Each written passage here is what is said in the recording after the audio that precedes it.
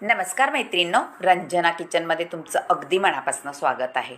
आज आपल्याला बनवायची आहे नवीन कांद्यापासून तोंडाला चव देणारी चटकदार 1 महिना स्टोर करून कधीही खाऊ शकणारी किंवा प्रवासाला घेऊन जाऊ शकता अशी रेसिपी बनवायची आहे।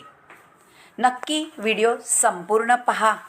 ताटात ठेवताच ताटाकडे लक्ष जाऊन तोंडाला पाणी सुटेल। त्यासाठी आपल्याला काय घ्यायचं आहे? भरपूर नवीन कांदे आहेत, ते घ्यायचे आहेत। 10-15 असतील मैत्रिणींनो, त्याच्यापेक्षाही जास्त असतील। छोटे असल्यामुळे जास्त घेतलेले आहेत। आपल्याला ताटभर असा कांदा झाला पाहिजे, कारण स्टोर करायचं म्हटल्यानंतर भरपूर कांदा घालून आपल्याला रेसिपी बनवायची आहे। आता कांदा कापून घेतलेला आहे उभा। आणखीन काय सामग्री लागणार आहे ते सुद्धा पाहू। लसूण घेतलेला आहे सालीसकट। मैत्रिणींनो, पातळ सालीचा लसूण असल्यामुळे आपण सालीसकट लसूण घालायचा आहे आणि गावरान लसूण असल्यामुळे चव अप्रतिम येणार आहे। आता तीळ घेतलेले आहे 1 वाटी, म्हणजे अर्धी वाटी खोबरं आहे, शेंगदाणे आहे आणि आपले कढीपत्ताही भरपूर घेतला आहे आणि लसूणही भरपूर घेतलेला आहे। आता बेडगी मिरची घेतलेली आहे, लवंगी मिरची घेतलेली आहे, ती सुद्धा सुक्या मिरच्या आहेत। आता पॅन ठेवून दिलेला आहे लोखंडी, त्यामध्ये घातलेला आहे धणे, जिरे आणि बडीशेप। धण्या जिऱ्या बडीशेपचा अगदी स्वाद खमंग येतो त्या रेसिपीला। भाजून घ्यायचं आहे तेल न घालता, आणि पावडरही करायची आहे, म्हणून आपल्याला भाजून घ्यायचे आहेत, म्हणजे त्याचा स्वाद मस्तच येतो। आता झालेले आहे भाजून, ते आपण एका ताटात काढून घ्यायचे आहे आणि बाकीची सामग्री आहे ते सुद्धा भाजून घ्यायचे आहेत। तीळ आहे तेही भाजायचे आहेत, म्हणजे दाताखाली आले का त्याचा स्वादच अप्रतिम येतो। खमंग होस्तोपर्यंत भाजायचे आहे। तडतड करायला लागलेत पहा। जास्त मोठा गॅस ठेवायचा नाही मैत्रिणींनो, नाहीतर पटापट बाहेर उडतात। आता आपले शेंगदाणेही भाजून घ्यायचे आहेत। हे सगळं भाजल्यानंतर आपल्याला त्याचा कूट करून घ्यायचा आहे। आता शेंगदाणे भाजल्यानंतर तेही काढून घ्यायचे आहेत, आणि मिरची आहे ही बेडगी मिरची आहे लाल सुकीवाली, आणि लवंगी मिरची आहे लाल सुकीवाली। मिरचीने दोन्ही घ्यायचे आहेत। जर तुम्हाला तिखट हवं असलं तर लवंगी घेतली तरी चालेल, पण बेडगी मिरची घ्या, कलरही सुंदर येतो आणि चवही भारी लागते।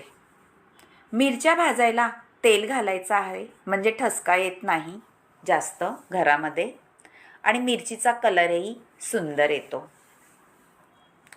आता भाजून झालेले आहे आणि मिरची सुद्धा काढून घ्यायची आहे। जास्त मोठा गॅसवर भाजायची नाही, नाहीतर पटकन जळली जाते, कारण सुक्या मिरच्या आहेत। आता मिरची काढल्यानंतर आपल्याला कढीपत्ताही घालून घ्यायचा आहे। भरपूर असा कढीपत्ता वापरायचा आहे, म्हणजे आपल्या केसांसाठी, त्वचेसाठी सगळं हे रेसिपी आहे आपल्या शरीरासाठी खूपच उपयोगी पडणारी आहे। चटणी आहे स्टोर करून ठेवण्यासाठी, महिनाभर करून ठेवा आणि 1-1 चमचा रोज खा। तीळ आहे, शेंगदाणे आहेत, खोबरं आहे, कढीपत्ता, ह्याचा आपल्या शरीरासाठी खूपच फायदे होतात त्वचेला। तिखट लागलं तर तुम्हाला कमीही करू शकता, आणि जास्त हवं असलं तर हे प्रमाण बरोबर आहे, कारण भाकरीसोबत खाण्यासाठी थोडी तिखटच छान लागते। आता आपण खोबरं किसून घेतलेलं आहे सुक्कं, ते सुद्धा आपल्याला भाजून घ्यायचं आहे। घवाळ घवाळ भाजायचं आहे, जास्त जाळवायचं नाही. सुक्का खोबऱ्याचा किस म्हटला का फटफट हलवायला लागतो, नाहीतर खाली जळलं जातं. आता खोबरं भाजून घेतल्यानंतर ते सुद्धा काढून घ्यायचं आहे ताटामध्ये. सगळ्या वस्तू आपल्याला भाजूनच घ्यायच्या आहेत, म्हणजे महिनाभरच नक्की टिकेल ही रेसिपी. रेसिपी म्हटलं का आपल्याला खमंग हापणा पाहिजेच असतो सगळ्या रेसिपीमध्ये. आता कांदा आपला ताटभर आहे, तो सुद्धा भाजून घ्यायचा आहे चांगला. आणि मैत्रिणीनं भाजल्यानंतर त्याची रेसिपी बनवायची आहे. पण कांदा आपल्याला जळू द्यायचा नाही, नाहीतर आपल्या रेसिपीला जळकट वास येतो. हे पहा, थोडंसं तेलही घातलेलं आहे. हे पहा, पहिला आधी असाच भाजला कोरडा, आता थोडंसं भाजल्यानंतर तेल घातलेलं आहे. छान रंग येतोपर्यंत पिंक आपल्याला भाजून घ्यायचा आहे कांदा. कांद्याचं पाणी पूर्ण सोकलं गेलं पाहिजे, म्हणजे कांदा असल्यामुळे रेसिपी खराब होण्याचा संबंध येणार नाही भाजल्यानंतर व्यवस्थित खरपूस. आता कांदा भाजत आलेलाच आहे. हे पहा, आता आपल्याला काढून घ्यायचं आहे भाजल्यानंतर व्यवस्थित. मैत्रिणींनो पहा, अगदी छान रेसिपी आहे. आता भरपूर आपण लसूण घेतलेला आहे, तो ठेचून घ्यायचा आहे. थोडा मिरचीमध्ये सुद्धा मी वाटून घेणार आहे आणि थोडा ठेचून घेणार आहे. गावरान लसूण आहे पहा मैत्रिणींनो, त्याचा स्वाद छान येतो आपल्या चटणीला किंवा कशातही घातला तर. आता शेंगदाणे तीळ वाटून घेतलेले आहे मोठे मोठे, आणि थोडेसे तिळे ठेवलेले आहे अख्खे. ही मिरची, धणे, बडीशेप, जिरं, लसूण आणि कढीपत्ता हे सगळं बारीक करून घेतलेलं आहे मोठं मोठं, जास्त अगदी पावडर केलेली नाही. आणि आपलं सुकं खोबरंसुद्धा भाजून घेतलेलं आहे मैत्रिणींनो. आता कढई ठेवलेली आहे आणि त्याच्यात तेलही घातलेलं आहे. लसूण ठेचून घेतलेला आहे, तो तेलामध्ये परतून घ्यायचा आहे, म्हणजे त्याचा स्वाद अप्रतिम येईल रेसिपीला. आणि थोडा आपण मिरचीमध्ये वाटूनही घेतलेला आहे मैत्रिणींनो. दाताखाली लसूण आला का अप्रतिम स्वाद लागतो. मैत्रिणींनो पहा, तुम्हाला अशी ही चटणी आवडली तर महिनाभर करून ठेवून खाणारी, तर नक्की रंजना किचनला लाईक करा, शेअर करा, कमेंट करायला विसरू नका आणि सबस्क्राईब करा. लसूण आपला छान भाजून झालेला आहे तेलामध्ये, कलर बदललेला आहे पहा, त्याचा सुगंधही अप्रतिम सुटलेला आहे. आता आपली मिरची पावडरमध्ये सगळं घालून वाटण केलेलं आहे ते घालून घ्यायचं आहे. कोरडंच सगळं वाटायचं, आपल्याला पाणी अजिबात घालायचं नाही. मीठ घालायचं आहे चवीनुसार. कोणताही पदार्थ ह्याच्यातला वाटायसाठी अजिबात पाण्याचा अंश लावून द्यायचा नाही. आता सगळं असं हलवून घेतलं आपण तेलामध्ये, एक एक पदार्थ घालून हलवायचा आहे, म्हणजे सगळीकडे तेल लागलं जातं व्यवस्थित आणि चटणी अप्रतिम होते आणि टिकूनही राहते. ही चटणी भाकरीबरोबर खा, चपातीबरोबर खा, किंवा आपल्या तोंडी लावायलाही खाऊ शकतो.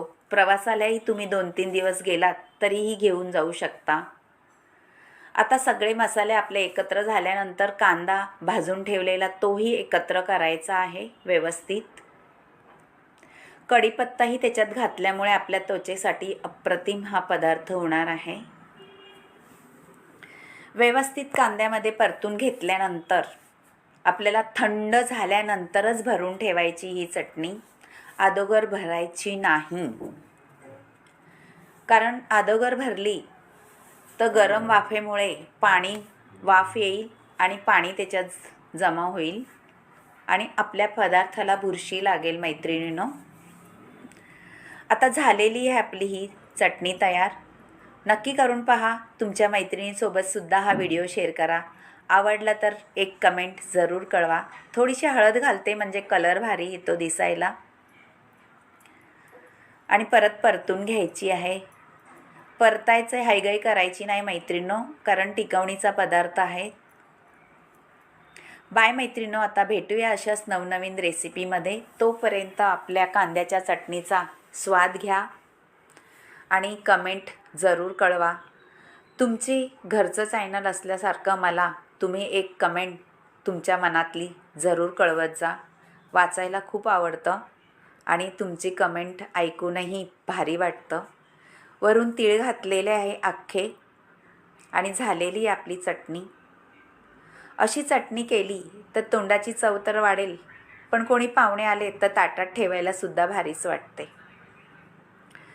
चटणी म्हटलं का सगळ्यांच्या आवडीची असते आणि खमंग रुचकर चटणी. ही चटणी तुम्ही वडापावच्या ह्याच्याबरोबर सुद्धा खाऊ शकता, पावाबरोबर. तुम्हाला चपातीचीही गरज लागणार नाही.